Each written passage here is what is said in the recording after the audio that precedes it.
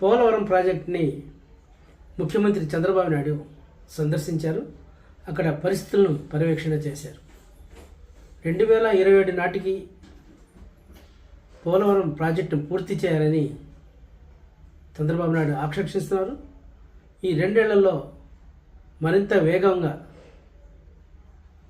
Project నిర్మాణం పూర్తి చేసి రైతులకు అంకితం చేయాలనేది చంద్రబాబు నాయుడు భావిస్తున్నారు. చూడండి, చంద్రబాబు నాయుడు పర్యటన విజువల్స్ను ఒకసారి చూద్దాం.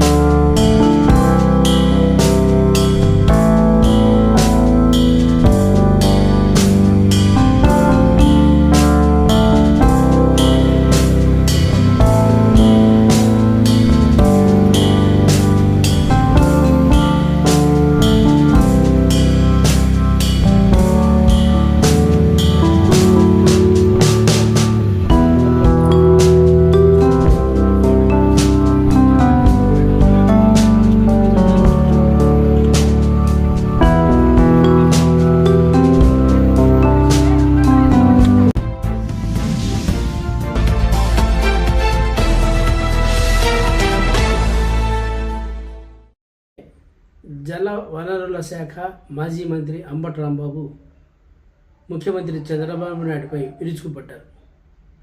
ఆయన ఏమంటున్నారు ఒకసారి చూద్దాం. అన్ని పచ్చి అబద్ధాలు ఆడేటటువంటి ప్రయత్నం ఇవాళ చంద్రబాబు నాయుడు గారు చెప్పడం చాలా దురదృష్టం. ఇక్కడ మాట అన్నాడు, ఒక అసమర్థత, అవగాహన రాహిత్యం, అవినీతి, కుట్ర ఇవన్నీ కలిసి పోలవరాన్ని ఎంత నాశనం చేశారు అంత నాశనం చేశారు. మేమంట ఒక అసమర్థత అంట, ఒక అవగాహన రాహిత్యం అంట. ఇది జగన్మోహన్ రెడ్డి గారి అంట, వైఎస్ఆర్ కాంగ్రెస్ పార్టీ ప్రభుత్వాన్ని అంట. నేను చెప్తున్నా, మీరు అసమర్థులు, మీకు అవగాహన రాహిత్యం, అవగాహన సరిగా లేదు. వెళ్ళడం రావడం సోమవారం వెళ్ళడం రావడం, బిల్లులు చేసుకోవడం, డబ్బులు కాదేయడం, దేవుని నమ్మ గారు మీరు చేసింది. అదేంటండి చంద్రబాబు నాయుడు గారు అవగాహన రాహిత్యం అంటారేంటి? చంద్రబాబు నాయుడు గారు అసమర్థ అంటారేంటి? ఆయన 40 సంవత్సరాలు సీనియరు, పైగా ఇప్పటికి 3వ సారి 4వ సారి ముఖ్యమంత్రి అంటారా అని అనుకుంటారు మీరు. నేను చెప్తున్నా, అసమర్థత కాకపోతే, అవగాహన రాహిత్యం కాకపోతే నదిని డైవర్ట్ చేయకోకుండా ఎవరైనా ఏ దేశం అయినా చేస్తారండి డయాఫ్రామ్ వాళ్ళు. మన దేశంలో కాబట్టి సరిగిపోయింది, కానీ ఇలాగే ఇంకొక దేశం ఎక్కడ జరిగితే ఈ నష్టానికి ప్రాసిక్యూట్ చేస్తారు, ఊరి కూడా వేస్తారని మనం చెప్తున్నాం. ఇంత దుర్మార్గంగా చేసి ఇవాళ జగన్మోహన్ రెడ్డి గారి మీద అధికారులు లేవు కాబట్టి, మాకు పత్రికల్లో రాసే పత్రికలు తక్కువ ఉన్నాయి కాబట్టి, మీకు మీడియా వల్ల ఎక్కువ ఉంది కాబట్టి అబద్ధాలుగా పుంకాలుగా చెప్పి జనాన్ని నమ్మించాలనేటువంటి ప్రయత్నం చేయటం చాలా దురదృష్టకరమని కూడా ఈ సందర్భంగా నేను మనవి చేస్తున్నాను. అవినీతి అంట, ఎవరు అవినీతి? కుట్ర అంట, ఎవరు కుట్ర? అవినీతి మీరు, నేను అనలేదుగా. ఎవరున్నారు? మోడీ గారు అన్నారు. ఏటీఎం, ఏది ఏటీఎం? ఏటీఎం అని మీ ప్రధానమంత్రి గారే అన్నాడు. ఫండ్ ఇచ్చి ఆయన అన్నాడు అవినీతి ఎవరిదండి, మాదే మీదే. మీరు పూర్తిగా అవినీతి చేశారు, పూర్తిగా అన్యాయం చేశారు, అవగాహన రాహిత్యం చేశారు. సందు దొరికింది కదా అని చెప్పేసి జగన్మోహన్ రెడ్డి గారి మీద, వైఎస్ఆర్ కాంగ్రెస్ పార్టీ మీద బురదలేటటువంటి కార్యక్రమాలు మీరు చేస్తున్నారు.